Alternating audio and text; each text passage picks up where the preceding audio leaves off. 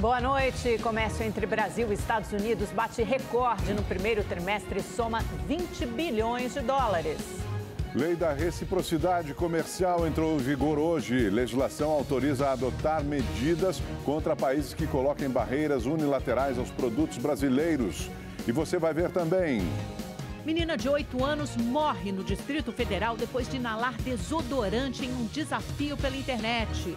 Tudo isso e muito mais nesta edição do Rede TV News.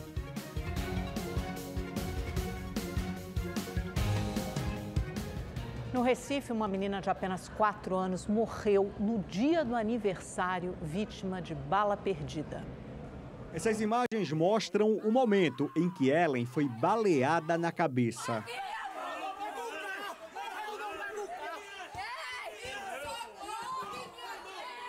Esse outro vídeo, gravado momentos antes, mostra criminosos atirando em uma rua do bairro de Água Fria, na zona norte do Recife. Deus do céu, Jesus amado!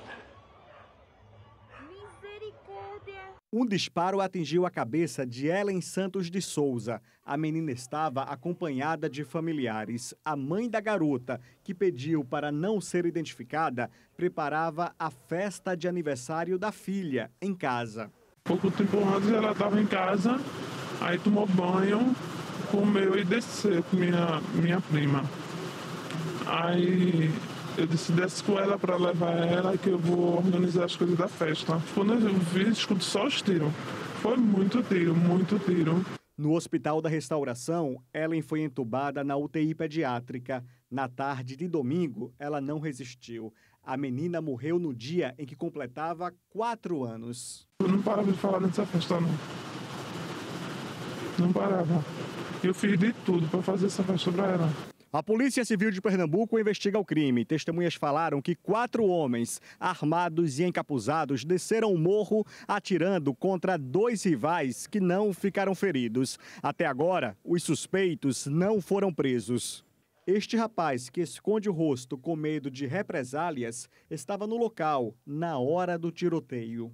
Já desceram, aí viram um menino inocente também, aí mandaram o menino levantar a camisa, a menina levantou e já deu 3 tiros. Aí os 3 tiros não disparou, aí o menino começou a correr. Aí foi na hora que a gente já começou a correr, a minha prima pequena foi, atravessou a rua, como atravessou e já deram tiro. O corpo de Ellen foi sepultado em um cemitério no centro do Recife. Em meio à dor, a família cobra a punição dos assassinos. Eu só quero justiça, eu só peço justiça. A sociedade toda está em peso querendo justiça também. Tanto é que amanhã vamos fazer protestos, não vamos parar até conseguir fazer justiça por Ellen. E uma criança de 3 anos morreu depois de ser atingida por uma bala perdida na Ceilândia, região administrativa do Distrito Federal, a 24 quilômetros de Brasília. Câmeras de segurança registraram um momento em que um adolescente chegou de bicicleta e atirou contra um grupo. Além da criança, uma mulher de 39 anos foi morta. Outros 2 homens foram baleados e levados para o hospital. O adolescente foi apreendido minutos depois com a arma do crime. Ele confessou o ataque e disse que o motivo foi uma dívida de drogas. Esse foi mais um final de semana também marcado por casos graves de violência contra a mulher. Na Grande Belo Horizonte, a esposa foi morta pelo marido com 20 facadas depois de uma discussão banal. Ana Paula Magalhães Nunes tinha 37 anos e foi assassinada dentro de casa, em Ribeirão das Neves, na região metropolitana de BH. Ela foi esfaqueada pelo marido, que foi preso e confessou o crime. No depoimento, Sebastião Henrique da Silva disse que atacou a esposa durante uma discussão por um motivo fútil. O casal estava junto há 16 anos e tem 2 filhos menores de idade. Pequenos sinais de agressividade já podem ser um sinal, aqueles ciúmes exacerbados, controlando a vítima, controlando onde ela vai. Se vê que não vai dar certo, vamos terminar o relacionamento, né? E terminou o relacionamento, sempre desconfie, porque ele pode vir a querer conversar sobre o relacionamento, não aceitar o término e partir para a agressão. Essa mulher é uma sobrevivente. O ataque que sofreu do ex-namorado há 2 semanas deixou cicatrizes. Foram 4 pontos no pescoço, ferimentos no rosto, mãos e pernas. A agressão foi com um caco de vidro. porque ela não queria reatar o relacionamento. Denner Patrick de Souza, de 35 anos, fugiu logo depois do crime. Falou, você acabou com a minha vida. E nisso ele foi e me apunhalou nessa região do pescoço. E aí nisso a gente ainda entrou em luta, me bateu, tentou me dar um mata-leão, mas usei muita força, gritei muito e aí consegui sair. Enquanto ele está solto, a vítima está presa na sua casa. Vai responder por tentativa de feminicídio, por invasão de dispositivo eletrônico e por injúria. A vítima está com uma medida protetiva contra o ex, mas teme sofrer um novo ataque.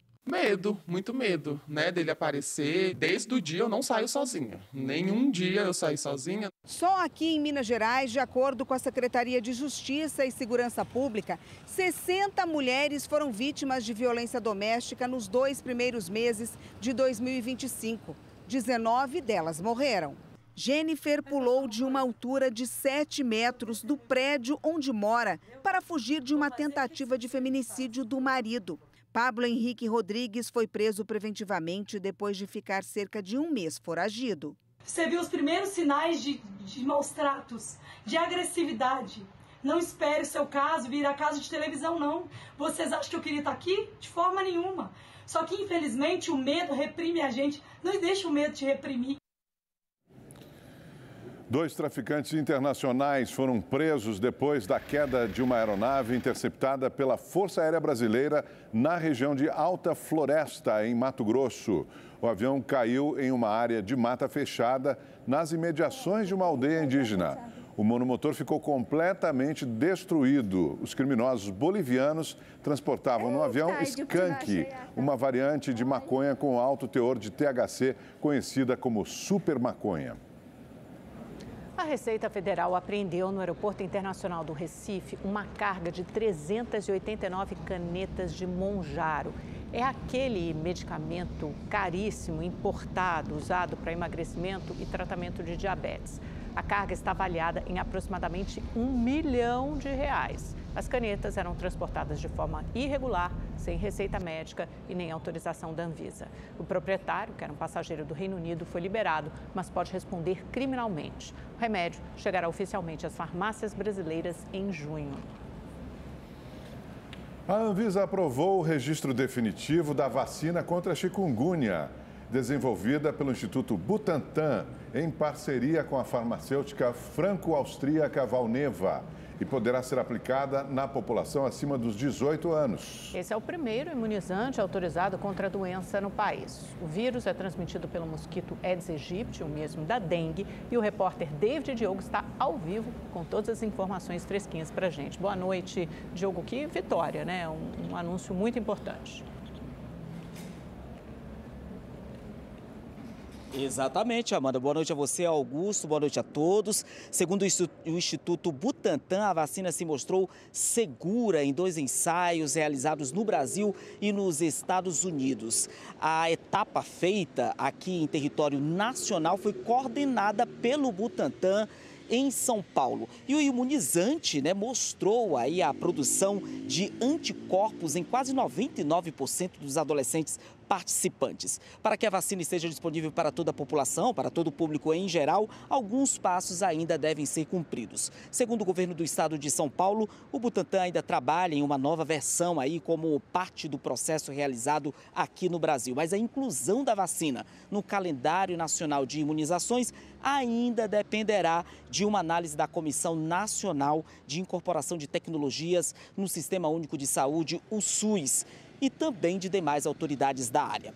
Vale lembrar, como bem a Amanda disse, a doença é transmitida pelo Aedes aegypti, o mosquito transmissor da dengue e da zika. De acordo com o boletim epidemiológico do Ministério da Saúde, só no ano passado foram registrados 267 mil casos prováveis de chikungunya no Brasil e pelo menos 213 mortes confirmadas por causa da doença. Augusto, Amanda. Obrigado, David. Um carro foi engolido por uma cratera que se abriu numa das principais vias da zona leste da capital paulista. O incidente aconteceu na Avenida Hermelino Matarazzo, O buraco foi provocado por uma erosão próxima à rede subterrânea da Sabesp, que causou o afundamento do solo. A pista cedeu no momento em que o veículo passava pelo local. Ninguém ficou ferido, felizmente. Em nota, a Prefeitura de São Paulo disse que interditou o trecho para o trabalho de reparo. Não há previsão para o término da obra. Um levantamento feito pelo Instituto Datafolha mostra que a inflação vem mudando os hábitos dos brasileiros. Segundo a pesquisa, 61% dos entrevistados responderam que diminuíram a quantidade de vezes que comem fora de casa. 58% reduziram a quantidade de alimentos nas compras para casa. 50% disseram que trocaram a marca de um café que costumavam tomar por uma mais barata. Quase o mesmo percentual daqueles que reduziram o consumo de café, 49%. E 21% dos entrevistados responderam que não mudaram os hábitos de consumo. O Datafolha também perguntou aos entrevistados quais as outras medidas que foram adotadas para economizar, além da redução na compra e no consumo de alimentos. 50% responderam que diminuíram o consumo de água, luz e gás. 47% tiveram que buscar uma outra fonte de renda. 36% reduziram a compra de remédios. 32% deixaram de pagar dívidas e 26% passaram a não pagar as contas da casa. Para os entrevistados, o governo foi visto como o maior responsável pela alta dos preços dos alimentos. 54% dos brasileiros acreditam que Lula tem muita responsabilidade sobre o aumento nos preços da comida. 29% atribuem pouca responsabilidade e 14% nenhuma responsabilidade. E 3% não souberam responder. O Datafolha ouviu 3.054 pessoas de 16 anos ou mais em 172 municípios entre os dias 1º e 3 de abril. A margem de erro é de 2 pontos percentuais para mais ou para menos. O governo publicou uma medida provisória que atualiza a tabela de isenção do imposto de renda. Os valores foram corrigidos de acordo com o aumento do salário mínimo em 2025. Quem recebe até R$ 2.428,80, o equivalente a 2 salários mínimos, está isento do imposto de renda. O texto também corrige toda a tabela progressiva de pagamento.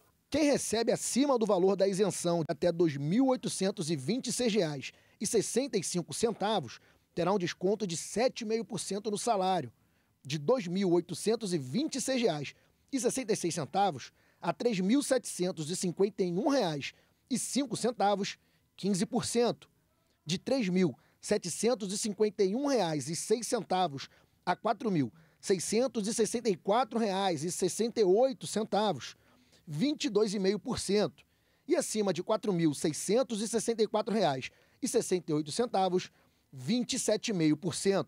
As mudanças valem para o ano base de 2025, ou seja, não afetam as declarações que estão sendo feitas atualmente referentes ao ano passado. A medida provisória já vale a partir de hoje, mas precisa ser aprovada pelo Congresso em até 120 dias. E olha só essa estatística. O Brasil registra uma tentativa de golpe a cada 3 segundos. O uso indevido de cartões de crédito e o pagamento de boletos falsos lideram essas estatísticas. A Cristiane perdeu R$17 mil depois que recebeu uma ligação telefônica informando sobre uma suposta tentativa de compra com o cartão de crédito. Segundo ela, as informações repassadas pareciam ser mesmo da instituição financeira. Ele me deu o golpe, né, utilizando o meu valor que eu tinha guardado, né, em conta, utilizou o limite do meu cartão e fez empréstimos também em meu nome. Com os juros do cartão, a dívida subiu para quase R$30 mil. Ela registrou o boletim de ocorrência e acionou a justiça. O prejuízo de Fernanda é de R$60 mil. Ela fez diversas transferências para a conta de um conhecido que prometeu devolver o valor em um mês com 10% de lucro. Segundo ela, Rodrigo Sempre Bom se aproveitou de um momento de fragilidade dela. Ele falou que estava resgatando um fundo pessoal dele, que isso ia gerar uma multa, provavelmente porque ele deveria estar resgatando antecipado, alguma coisa do tipo. Não pensei direito ali, né, no que aquilo poderia gerar. Eu confiei nele. O suposto investidor passou a enviar mensagens com diversas desculpas. Nanda, eu tô em pânico aqui, cara. dor de cabeça. Tô tentando, de alguma forma, costurar, pegar de outra pessoa, para não deixar você na mão, não consegui nem comer hoje, eu tô apavorado. Ao buscar a ajuda de um advogado, Fernanda descobriu que havia diversos processos judiciais contra Rodrigo. Outras 10 pessoas afirmam ter sido vítimas do golpe dele. Em nota, a defesa de Rodrigo Sempre Bom disse que qualquer suposto prejuízo se deu em razão de desacertos comerciais não relacionados a práticas de condutas penalmente tipificadas. O cara sabia que eu estava com depressão na época, ele sabia que minha mãe estava doente, ele sabia tudo que eu estava passando e ele não se importou. De acordo com um relatório da Serasa, o Brasil registra uma tentativa de golpe a cada 3 segundos. Em 2024, 51% da população foi vítima de fraudes e mais da metade dessas pessoas tiveram perdas financeiras.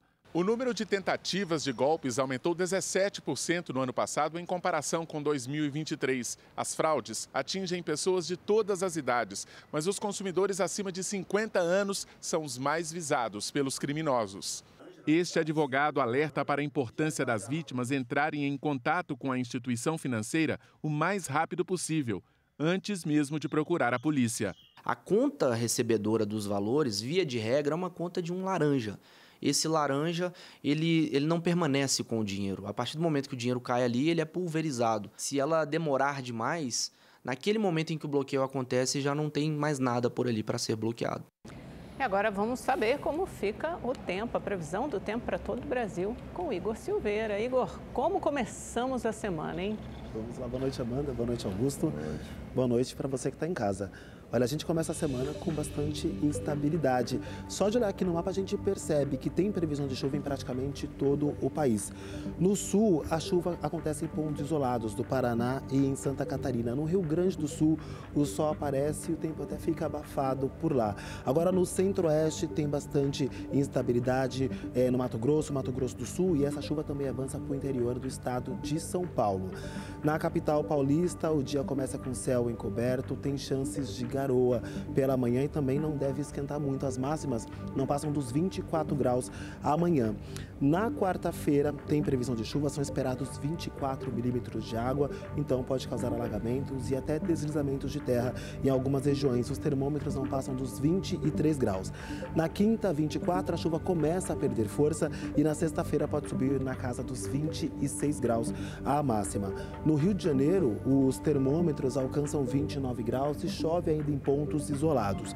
Em Belo Horizonte, 28 graus de máxima com chuva no período da tarde, e Vitória, no Espírito Santo, as máximas podem alcançar os 31 graus e também deve chover.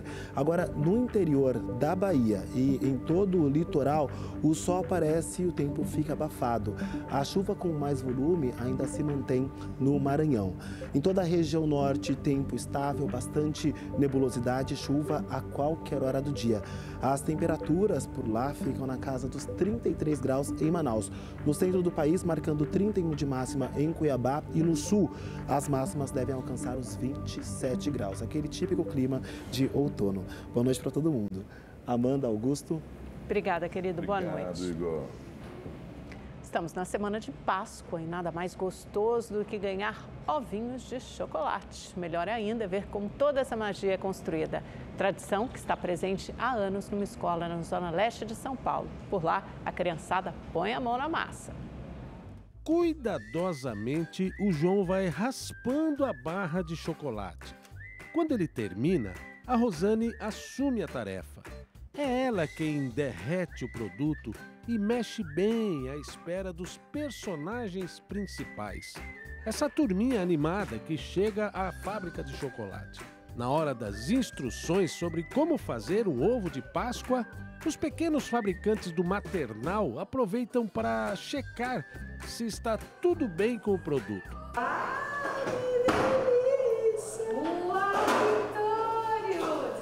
Cada etapa do processo de fabricação é observada com muita atenção e vontade. O que a gente vai pôr aqui? O chocolate derretido. Derretido? E aí a gente coloca aqui na forminha? É? E vai virar o quê quando a gente colocar aqui na forminha? Um ovo de Páscoa. A Rosane está aqui como voluntária. Estar com as crianças me faz muito bem e estar adoçando a vida deles me faz muito, muito, muito feliz. Esses ovos serão entregues pelos pequenos aos alunos do último ano do ensino médio. Os mesmos que, quando estavam nas séries iniciais, produziam ovos para entregar aos mais velhos. A tradição já tem 35 anos. As crianças aprendem sobre tudo o que envolve a produção, desde onde vem o chocolate até a fabricação do ovo. Na Páscoa, para eles, chega um ovo pronto em casa, né? Então, como é a história? E coelho? O que coelho tem a ver com ovo de chocolate, Páscoa? Então, a gente conta, de um lado, que não envolva nada de religião, mas seja uma coisa gostosa, prazerosa para eles, e eles fazem um estudo todo. A Heloísa, de 3 aninhos, e a Manuela, de 4, aprenderam direitinho a lição. Já! Devagarinho, para curtir, né? Olha que legal! Dá sua mãozinha.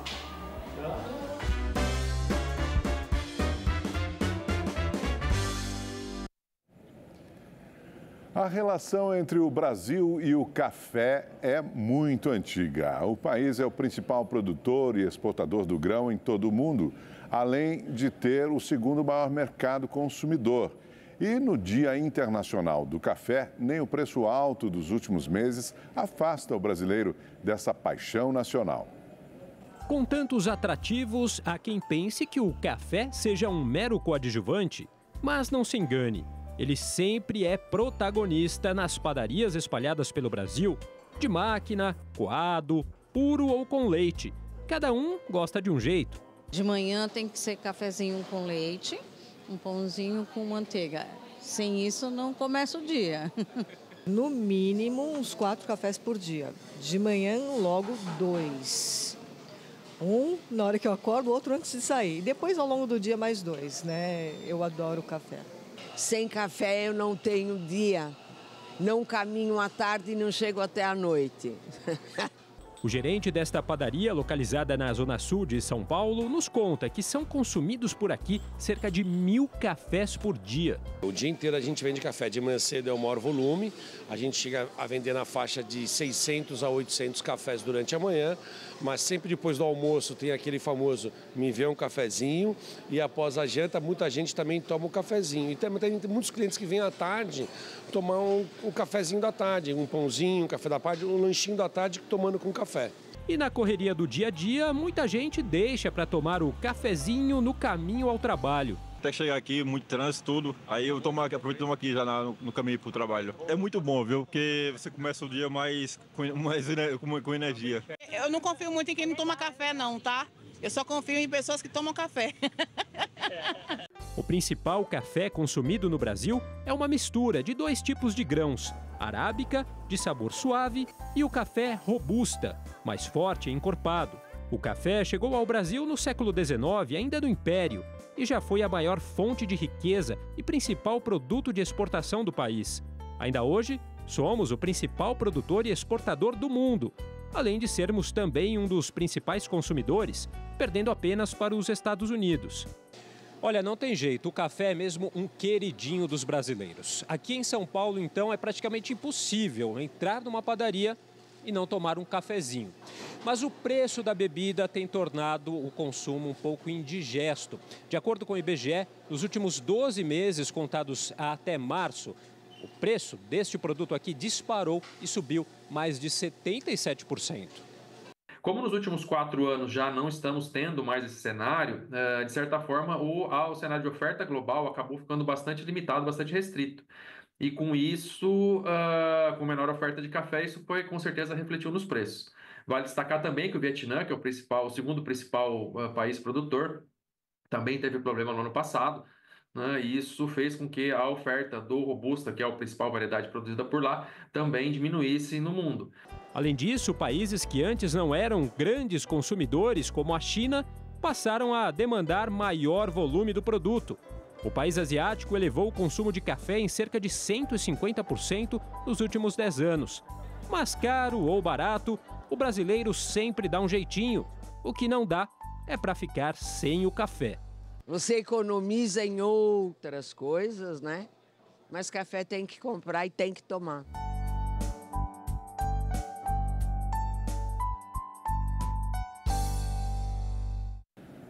O ex-presidente Jair Bolsonaro continua internado na unidade de terapia intensiva do Hospital DF Star, em Brasília, sem previsão de alta. Bolsonaro passou por uma cirurgia no abdômen neste final de semana.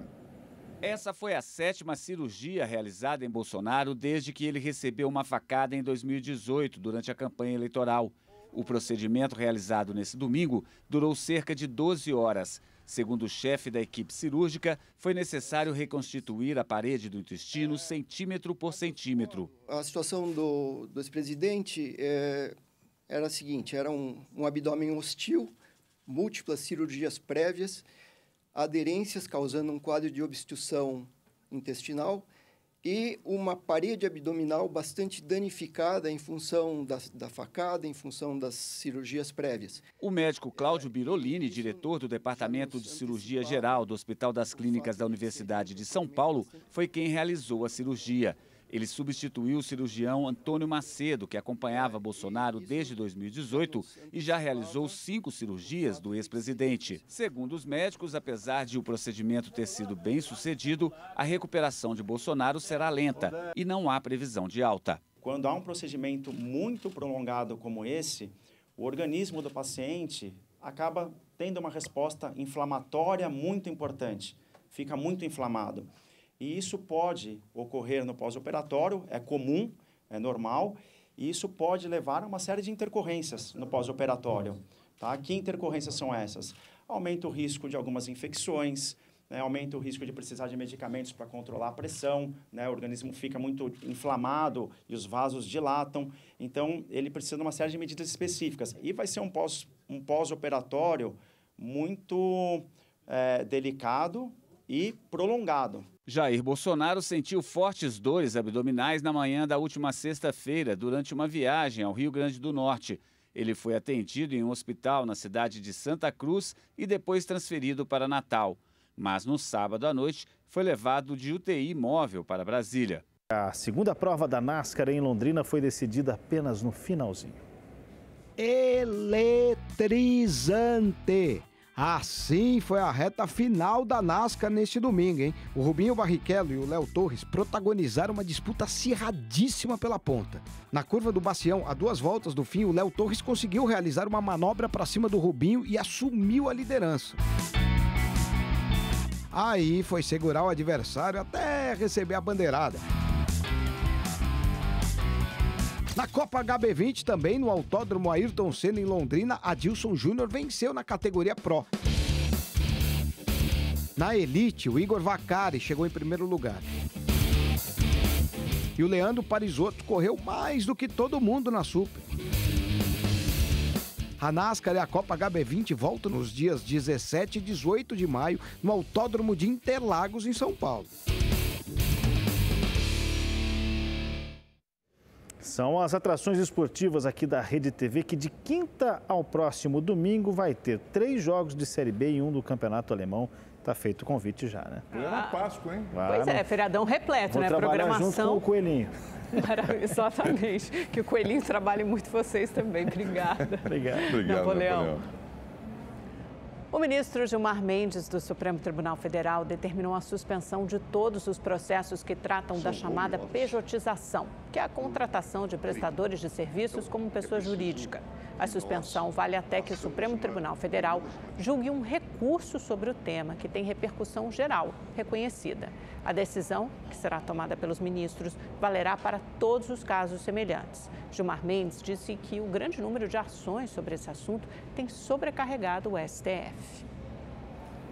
O presidente Lula participou hoje da inauguração do novo campus da Universidade Federal Fluminense, em Campos dos Goitacazes, no Rio. Os recursos do governo federal nas novas instalações somam mais de 72 milhões de reais. Lula foi recepcionado por operários e trabalhadores da Universidade Federal Fluminense e juntos posaram para uma foto. Obrigado! O O novo prédio da universidade tem o dobro da estrutura anterior. Na cerimônia de inauguração, o presidente fez o descerramento da placa, acompanhado do ministro da Educação, Camilo Santana. A vida da gente é um sonho. A gente nasce e só para de sonhar quando a gente morre. A gente sonha com tudo que a gente deseja na vida. E quando eu venho visitar um prédio desse, que vai servir de sala de aula para milhares de jovens estudar daqui para frente, eu não poderia dizer outra coisa senão que a sala de aula do ensino fundamental, do ensino médio, do instituto e da universidade não deixa de ser uma sala de sonhos. Aqui era conhecido como Terra Prometida, presidente. Por tanto tempo que os estudantes e professores sonharam com esse campus. Campus que tem 2 blocos, com sala, com laboratório, com o que é de melhor e vai ter a partir de hoje, que acabamos de assinar, que foi a primeira ação, foi a quadra poliesportiva com palco cultural multiuso do campo de Goitacazes. Durante o evento foram autorizadas 6 obras do novo PAC na educação básica. A retomada de 23 obras paralisadas em 14 municípios do estado e a abertura de 1.800 vagas na Rede Federal de Educação Profissional Científica e Tecnológica. E eu digo sempre que toda a minha obsessão pela educação é porque eu não tive a sorte de estudar. Não tive condições. Então eu acho que todo filho de trabalhador, acho que todo filho da pessoa mais humilde, daquele que cata papel na rua, daquele que dorme na sarjeta, o filho dele tem direito de disputar uma vaga na universidade com o filho da pessoa mais rica da cidade. No evento também foram autorizadas 6 obras do novo PAC na educação básica. A retomada de 23 obras paralisadas em 14 municípios do Rio de Janeiro e a abertura de 1.800 vagas na Rede Federal de Educação Profissional Científica e Tecnológica. Foi enterrado no Distrito Federal o corpo da menina de 8 anos, vítima de um desafio macabro da internet. Ela teve morte cerebral depois de inalar um desodorante. Houve muita comoção no velório e no enterro de Sara Raíssa Pereira de Castro. Eu quero justiça, porque nada vai trazer ela de volta. Eu quero justiça do homem e de Deus. A menina morreu no fim de semana depois de inalar aerossol. De acordo com as investigações da polícia, ela teria feito o desafio do desodorante. Criado na internet, ele incentiva crianças a colocarem a vida em risco. As substâncias, principalmente os hidrocarbonetos, são muito tóxicas. Elas são absorvidas e entram em grande quantidade na circulação sanguínea e têm um efeito tóxico ao coração. E esse efeito tóxico agudo ocasiona arritmias cardíacas, que são arritmias potencialmente muito graves e que podem levar à parada cardíaca. Segundo a polícia, Sara foi encontrada inconsciente pelo avô. Ele percebeu que ao lado da criança havia uma lata de desodorante e que o rosto dela estava com o cheiro do produto. O avô chamou o corpo de bombeiros, que fez manobras de ressuscitação. A menina foi levada para o hospital, só que na unidade, os médicos constataram morte cerebral. O que a gente precisa lembrar é que esses desafios eles vêm sempre cercados de muita ludicidade, com linguagem que atrai a criança, com imagens que atraem a criança. Não é? Então a criança é envolvida dentro daquilo ali, dentro da perspectiva do brincar. Ela acha que é uma grande brincadeira. Até porque ela não tem desenvolvimento completo ainda do sistema neuropsicológico dela, cerebral, para reconhecer perigos, para controlar impulsos, né? A secretária de Direitos Humanos do Ministério da Justiça afirma que nos últimos 10 anos, 56 crianças morreram em função de desafios na internet.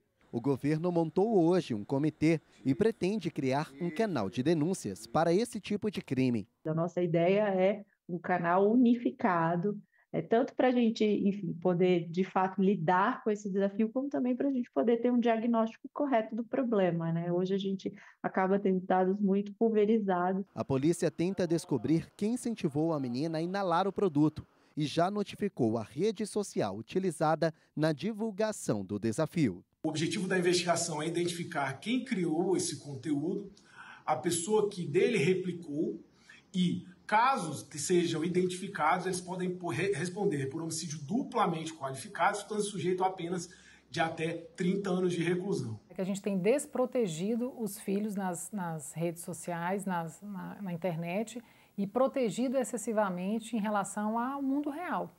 E o mundo real é o que faz a gente ter acesso a habilidades sociais, habilidades de convivência, a desenvolver tolerância à frustração, desenvolver estratégias de enfrentamento de problema, o que no mundo virtual muitas vezes não existe, não acontece. Eu quero que os governos entrem, conversem com as plataformas, porque tem um monte, trilhões, e uma criança não vê o perigo disso. Uma pesquisa mundial sobre conhecimentos e estigmas na menopausa revelou que as mulheres brasileiras estão entre as que mais sofrem os impactos negativos dessa fase tão complexa para os hormônios do corpo feminino. A Simone entrou na menopausa há 3 anos. Desde então, sente os fogáceos, uma espécie de ondas de calor no corpo, típicos do período de transição hormonal chamado de climatério. Mas ela também enfrenta outras mudanças bem mais sutis. Irritação que a gente tem, assim, o que antes era uma TPM de 3 dias, virou uma TPM de 30 dias.